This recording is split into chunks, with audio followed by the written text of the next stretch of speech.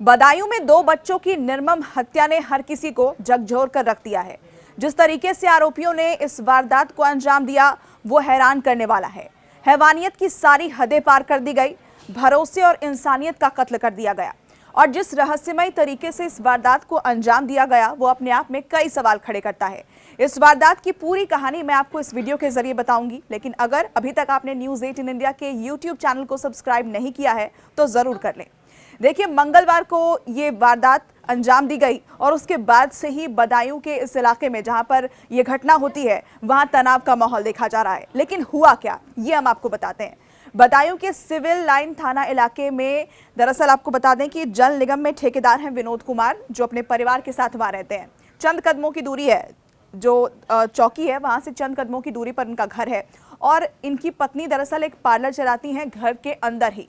यहीं पर उनके पड़ोस में सलून का काम करने वाले जिनकी नाई की दुकान है, वो दो लोग शाम को पहुंचते हैं इनके घर पर और वहां पर पार्लर से कुछ सामान वो खरीदते हैं।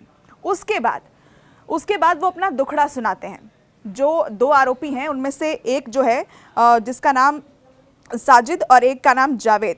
तो साजिद, उसने कहानी सुनाई जो पार्लर चलाती हैं उन महिला को कि उनकी पत्नी दरअसल अस्पताल में भर्ती हैं, डिलीवरी होने वाली है उनकी और पैसे नहीं है उनके पास। तो पैसे की मदद के लिए वो फरियाद करते हैं उनसे कि हमारी कुछ मदद कर दीजिए। 5,000 रुपये की वो मांग करते हैं। तो इस मदद के लिए जो पार्लर चलाने वाली जो महिला हैं वो अपने पति को फ़ोन मिलाती हैं और उनको वो पूरी कहानी बताती है। उसके बाद 5,000 रुपये की मदद भी वो इन आरोपियों को करती हैं। आरोपी उसके बाद कहता है ये जो पूरी घटना है ये हम आपको चश्मदीद जो है उन्होंने क्या कहा है उसी के आधार पर बता रहे हैं। हमारी टीम भी वहाँ पहुँची हुई है, न्यूज़ 18 इंडिया की टीम वहाँ पहुँची है और क्या कुछ बातचीत वहाँ हुई है परिवार के लोगों से, उसी आधार पर हम आपको ये पूरी जानकारी दे रहे हैं। तो देखिए, उसके बाद जब पैसे दे दिए गए आरोपियों को, फिर आरोपियों ने ये कहा कि उन्हें कुछ ठीक नहीं लग रहा, उनकी तबीयत थोड़ी सी ठीक नहीं है, तो वो कुछ देर वहाँ आराम करना चाहते हैं। अब यही बात कहकर वो ऊपर की मंजिल पर आराम करने गए और तब तक परिवार ने कहा कि ठीक है आप बैठिए, हम आपके लिए चाय लेकर आते हैं। इसके बाद परिवार में 3 बच्चे थे।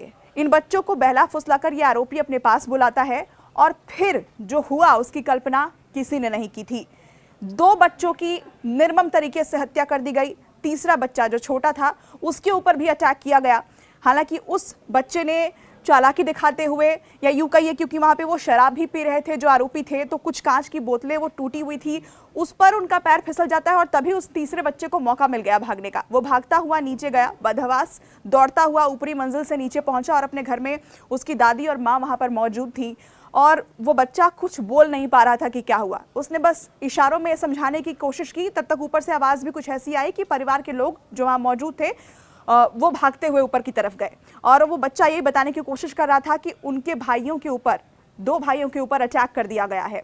और जो तस्वीर वहाँ उन परिवार के लोगों ने देखी वो इतनी विचलित करने वाली थी कि उसके बाद से जो उनका रोना शुरू हुआ, जो बिलखना उनका शुरू हुआ, वो अभी तक थम नहीं रहा है। लगातार बार बार परिवार यही गुहार लगा रहा है और सवाल यही पूछ रहा है कि आखिर उनकी क्या गलती थी। अब यहाँ पर मैं आपको ये बता दूं कि इस मामले में और क्या अपडेट है। देखिए, 2 आरोपी में से एक को पुलिस ने एनकाउंटर में मार गिराया और दूसरे आरोपी की तलाश पुलिस कर रही है, लेकिन कारण क्या है इस घटना का ये अभी तक साफ नहीं हो पाया है।